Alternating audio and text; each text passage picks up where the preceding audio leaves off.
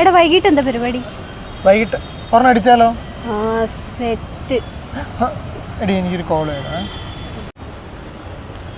അമ്മ പറ.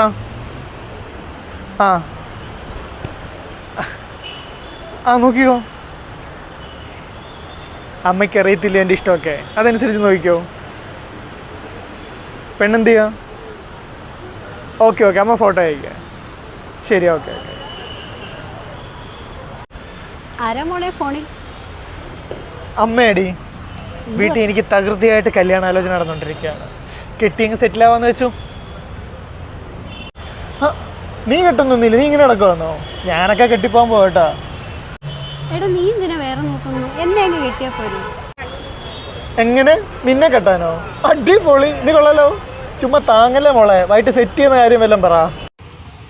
എടാ ഞാൻ സീരിയസ് ആയിട്ട് പറഞ്ഞതാ. എൻ്റെ